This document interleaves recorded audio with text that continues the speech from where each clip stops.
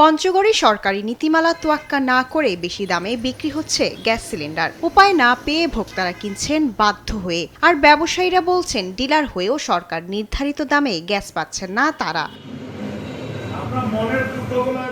পৌরসভার বিভিন্ন কোম্পানির 7 জন ডিলারের কাছেও মিলছে না সরকারি মূল্যে। জেলা সদরের এমন চিত্র থাকলেও উপজেলা ও গ্রামাঞ্চলে বিক্রি হচ্ছে 2100 টাকা পর্যন্ত। ভোক্তাদের দাবি সিন্ডিকেটের বিরুদ্ধে প্রয়োজনীয় ব্যবস্থা নেয়ার। সরকারের রেটে আপনার 1728 টাকা সর্বনিম্ন রেট, ওইটাই আপনার দিতে, কিন্তু আপনার পঞ্চগড় জেলায় গ্যাস সর্বনিম্ন আপনার 2000 টাকার নিচে বিক্রি করতেছে না। এই রেটগুলো করতেছে, এগুলো যদি সরকার একটু দেখতো, এগুলোর বিরুদ্ধে যদি একটা অ্যাকশন নিত, গ্যাস মন্ত্রী বা বিভাগগুলা মন্ত্রীগুলা এগুলো যদি একটু দেখাশোনা করতো, তাহলে আমাদের গরিব দুঃখী মানুষের জন্য একটু ভালো হতো।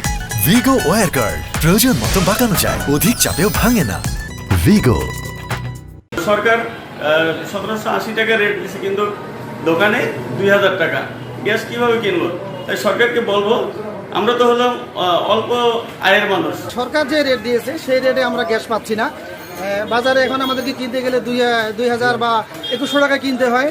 1855 টাকা কোম্পানি আমাদের কাছ থেকে নিচ্ছে, প্লাস ক্যারিং এবং অন্যান্য যোগ করলে 1880-90 টাকা আমার দোকানে এসে ঢুকতেছে। সরকার যে আমাদেরকে একটা নির্ধারিত দাম দিয়েছে, এই দামে আমরা কিনতে পারতেছি না। অত আমরা ক্রেতাদের কাছে কিভাবে কম রেটে গ্যাস বিক্রি করব?